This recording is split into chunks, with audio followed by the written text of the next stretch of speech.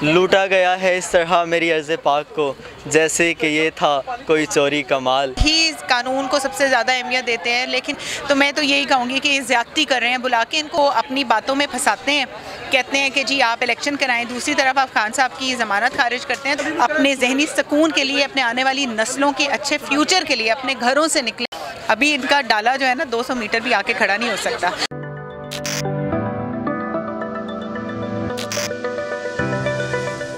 अस्सलाम वालेकुम नाज़रीन, आज हम मौजूद हैं ज़मान पार्क लाहौर में। तो हमारे साथ मौजूद है पाकिस्तान तहरीक इंसाफ की सीनियर रहनुमा मैम तैयबा।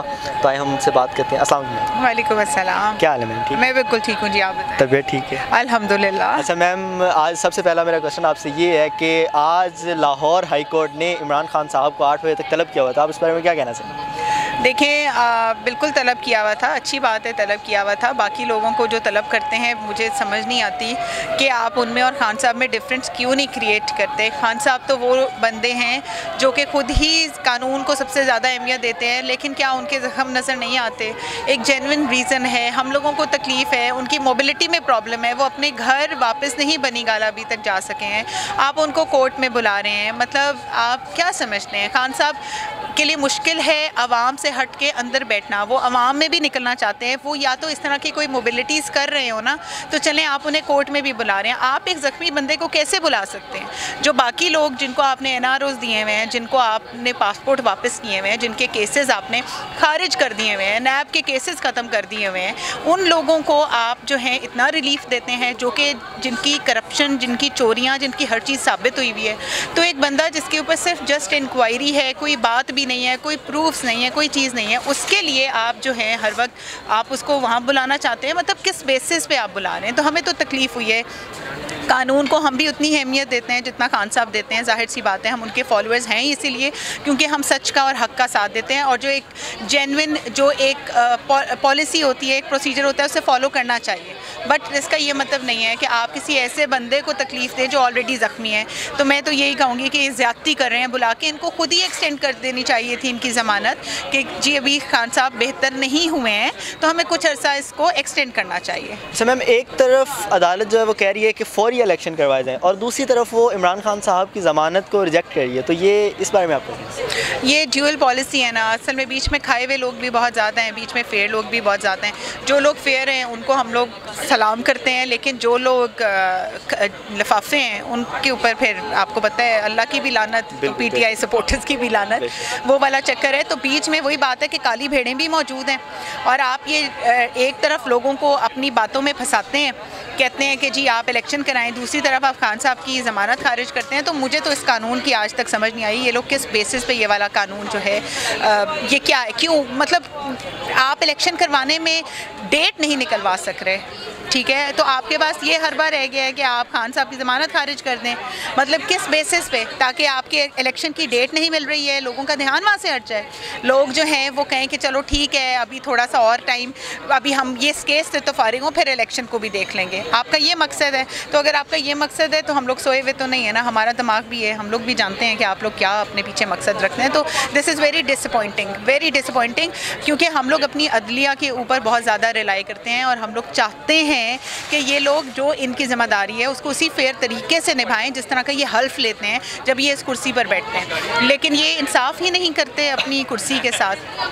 अच्छा मैम, जो पाकिस्तान तहरीक इंसाफ ने जेल भरो तहरीक शुरू की थी वो कहाँ तक पहुँची है, उसके बारे में आप हमें क्या गाइडलाइन देंगे? यहाँ पर किसी एक बंदे से भी पूछ लें, कोई बंदा आपको ऐसा नहीं मिलेगा, चाहे वो किसी भी उम्र का है, कि जी हम लोगों ने जेल नहीं जाना। मेरा ख्याल है कि हम में से हर बंदा ये बोलेगा कि भाई सबसे पहले तो मैंने अपना फॉर्म फिल किया था।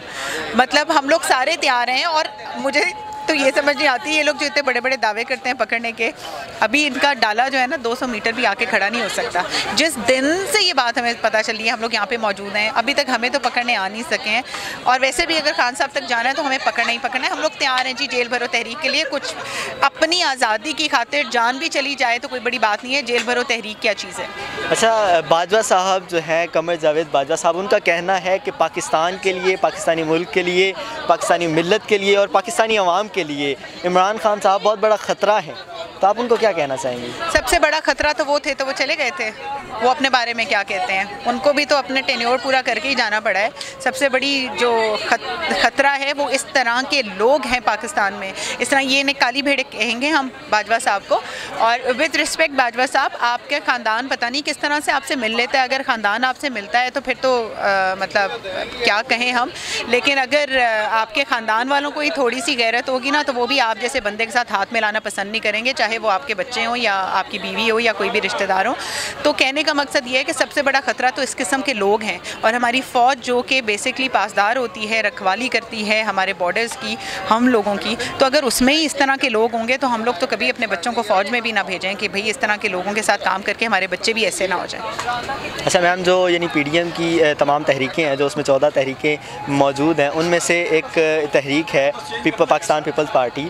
तो उनका कहना है कि लतीफ़ खोसा साहब जो है डेरा गाजी खान से, उनका कहना है कि हम इलेक्शन करवाना चाह रहे हैं, लेकिन जो PDM की सरबराह तंजीम है वो यानी मरियम नवाज़ साहिबा और MLN है पाकिस्तान मुस्लिम लीग नून, वो इलेक्शन नहीं करवाना चाह रही। तो आप इस बारे में क्या कहेंगे? जी बिल्कुल, वो क्यों करवाएंगे? उनको पता है कि उनको अवाम ने चूज़ ही नहीं करना, अवाम ने उनको चुनना ही नहीं है, उनको वोट ही नहीं आने, तो वो क्यों ये रिस्क लेंगे? वो तो कभी भी नहीं चाहेंगे कि उनकी जितनी ऑलरेडी बेइज्जती हो चुकी हुई है तो वो दोबारा से वही हो। तो अगर इतनी इनके अंदर जुर्रत होती और इतने कॉन्फिडेंट होते, खान साहब कॉन्फिडेंट है ना, उनको पता है कि उन्होंने आना है, खान साहब कहते हैं इलेक्शन करवाओ। इन लोगों में कॉन्फिडेंस ही नहीं है बेचारे, इनको पता है कि एक दफ़ा आवाम को मौका मिल जाना है, ऐसे जूते मार के इनको यहाँ से निकालना है कि इनकी आने वाली नस्लें भी नहीं आ सकेंगी दोबारा। तो ये तो इनकी आखिरी बार है, बस लूटने के लिए जो भी इनको टाइम मिल रहा है ना, जितने भी आप कह लें महीने, ये वही करके हमें बेच देंगे, लेकिन ये खुद जो है ऐसे नहीं जाएंगे जब तक इनको धक्के दे के नहीं निकालेंगे। अच्छा मैम, इस वक्त पूरा पाकिस्तान आपको देख रहा है, तो आप पाकिस्तानी कौम को, पाकिस्तानी मिल्लत को क्या पैगाम पहुंचाना चाहेंगे? मैं पाकिस्तानी मिल्लत को ये पैगाम दूंगी